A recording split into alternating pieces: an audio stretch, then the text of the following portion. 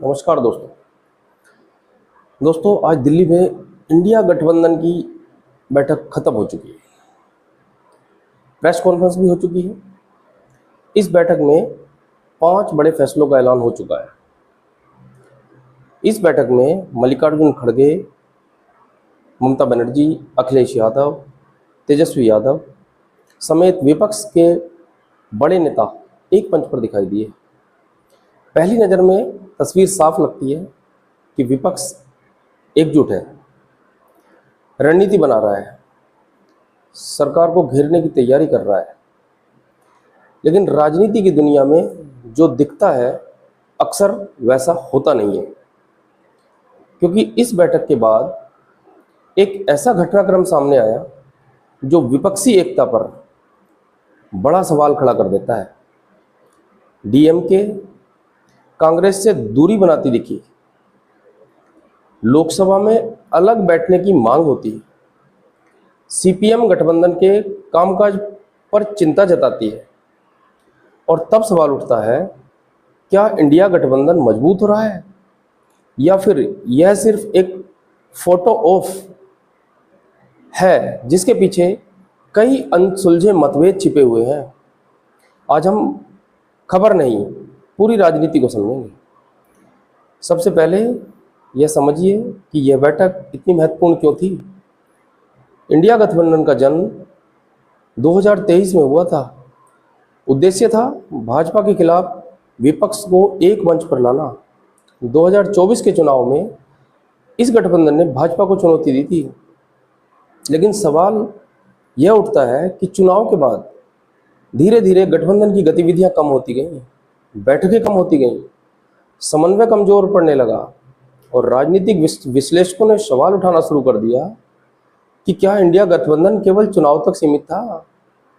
यह कारण है कि दिल्ली का यह बैठक सिर्फ एक सामान्य राजनीतिक बैठक नहीं थी।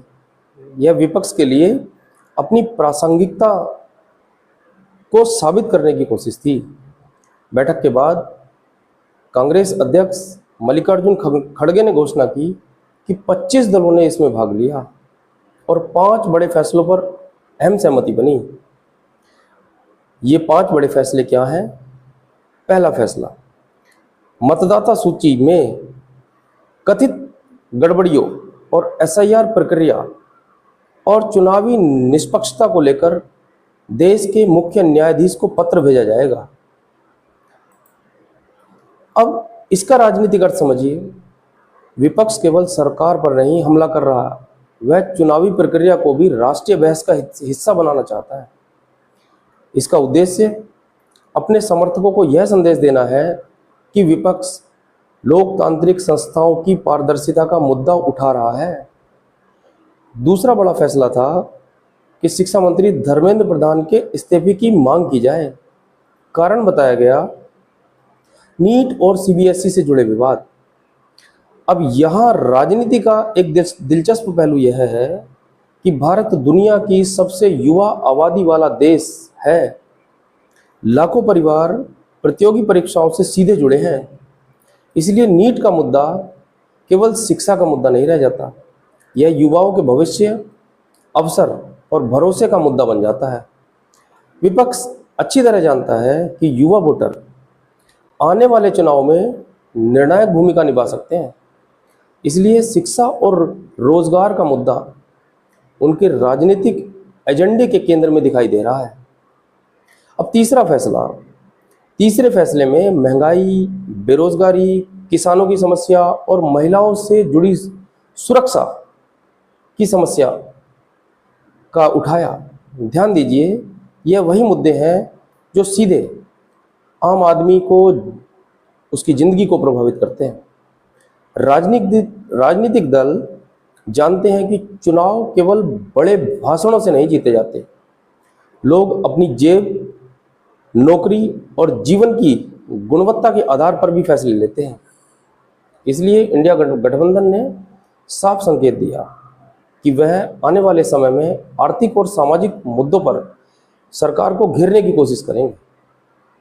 अब चौथा फैसला शायद सबसे महत्वपूर्ण था। अब इंडिया गठबंधन की बैठकें हर 2 महीने में होंगी। पहली नज़र में यह एक सामान्य फैसला लगता है, लेकिन वास्तव में यही इस बैठक का सबसे बड़ा संदेश है, क्योंकि विपक्ष की सबसे बड़ी कमजोरी विचारधारा नहीं थी, सबसे बड़ी कमजोरी थी समन्वय की कमी।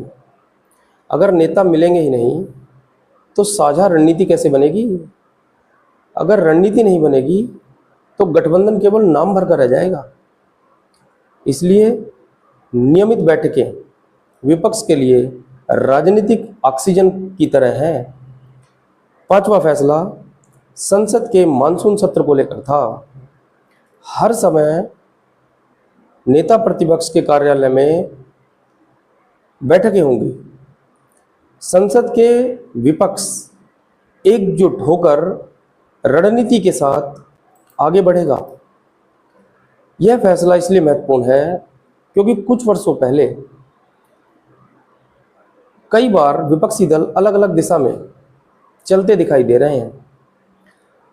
अब वे कम से कम संसद के भीतर एक स्वर में बोलने की कोशिश कर रहे हैं। लेकिन अब बात आते हैं उस हिस्से पर जिसने पूरी कहानी को दिलचस्प बना दिया, यानी ममता बनर्जी पर। दिल्ली की बैठक में उनकी मौजूदगी बेहद महत्वपूर्ण थी। बंगाल की राजनीति में मजबूत स्थिति हासिल करने के बाद ममता अब केवल राज्य की नेता नहीं रही, वे राष्ट्रीय विपक्ष की सबसे प्रभावशाली क्षेत्रीय नेताओं में से एक हैं। चुनाव परिणामों के बाद सबसे पहले विपक्षी एकता की बात भी उन्होंने ही कही थी। उनकी मौजूदगी ने संदेश दिया कि भाजपा के खिलाफ विपक्षी मोर्चे की संभावना अभी खत्म नहीं हुई है। फिर आते हैं अखिलेश यादव पर। अगर भारतीय राजनीति में किसी एक राज्य को सबसे ज़्यादा महत्वपूर्ण कहा जाए तो वह उत्तर प्रदेश है, और उत्तर प्रदेश में समाजवादी पार्टी आज भी विपक्ष की सबसे बड़ी ताकतों में से एक है। लोकसभा चुनाव के बाद अखिलेश यादव का राजनीतिक कद और बढ़ा है। उनकी मौजूदगी इस बात का संकेत है कि इंडिया गठबंधन यूपी को लेकर गंभीर है, क्योंकि दिल्ली की सत्ता तक पहुंचने का रास्ता आज भी काफ़ी हद तक उत्तर प्रदेश से होकर ही गुजरता है। राहुल गांधी की भूमिका भी दिलचस्प है, और वे विपक्ष के सबसे बड़े राष्ट्रीय चेहरे हैं, लेकिन उनकी सबसे बड़ी चुनौती भाजपा नहीं है। उनकी सबसे बड़ी चुनौती गठबंधन के अंदर संतुलन बनाना है, क्योंकि इंडिया गठबंधन में ऐसे कई नेता हैं जो अपने अपने राज्यों में कांग्रेस से ज़्यादा प्रभावशाली हैं, जैसे ममता बनर्जी हैं, अखिलेश यादव हैं, स्टालिन हैं। इन सभी की अपनी राजनीतिक ताकत है। राहुल गांधी को इन सभी को साथ लेकर चलना होगा। और अब आते हैं उस मुद्दे पर जिसने सबसे ज़्यादा सवाल खड़े किए, डीएमके। विपक्षी एकता की तस्वीर पेश की, लेकिन दूसरी तरफ डीएमके सांसदों द्वारा कांग्रेस से संसद में अलग बैठने की मांग की खबर सामने आई। अगर यह राजनीति दूरी आगे बढ़ती है तो इसका असर केवल तमिलनाडु तक सीमित नहीं रहेगा, क्योंकि डीएमके इंडिया गठबंधन की सबसे बड़ी सहयोगी पार्टियों में से एक है। सीपीएम ने भी बैठक में चिंता जताई। उन्होंने कहा कि गठबंधन को ज़्यादा जिम्मेदारी और एकजुटता के साथ काम करना होगा। यह बयान छोटा लग सकता है, लेकिन राजनीति में इस बयान को अक्सर बड़े संकेत से देखा जा सकता है। इसका मतलब है कि गठबंधन के भीतर अभी भी कई सवाल अनसुलझे हैं। तो इस पूरी बैठक का निष्कर्ष क्या निकलता है? मेरे अनुसार 3 बातें सबसे महत्वपूर्ण हैं। पहली, इंडिया गठबंधन ने यह दिखाने की कोशिश की कि वह अभी भी जीवित है और सक्रिय है। दूसरी, उसने नीट, बेरोजगारी, महंगाई और चुनावी पारदर्शिता जैसे मुद्दों को अपने राजनीतिक एजेंडे के केंद्र में रखा। और तीसरी, उनकी सबसे बड़ी चुनौती भाजपा नहीं बल्कि उनकी अपनी एकजुटता है, क्योंकि गठबंधन के पास मुद्दे हैं, नेता भी हैं और जनाधार भी है। लेकिन क्या उनके पास एक साझा दिशा है? क्या ममता बनर्जी, अखिलेश यादव, राहुल गांधी और खड़गे और दूसरे नेता एक साथ लंबे समय तक चल पाएंगे? क्या डीएमके जैसी सहयोगी पार्टियों की नाराजगी दूर हो पाएगी? और सबसे महत्वपूर्ण, क्या विपक्ष जनता को यह भरोसा दिला पाएगा कि वह केवल सरकार का विरोध नहीं, बल्कि एक वैकल्पिक राजनीतिक दृष्टि भी पेश कर सकता है? यह सवाल सामने आने वाले वर्षों में भारत की राजनीति तय करेंगे, और शायद यही इस बैठक का असली संदेश भी है। अब आपको लगता है कि गठबंधन मजबूत हो रहा है तो कमेंट में मजबूत लिखिए, और अगर आपको लगता है कि अंदरूनी मतभेद से आगे बढ़ रहा है और इससे संकट और बढ़ सकते हैं तो कमेंट में दरार लिखिए। अगर वीडियो पसंद आया हो तो लाइक कीजिए, शेयर कीजिए और मेरे चैनल को सब्सक्राइब जरूर कीजिए। धन्यवाद।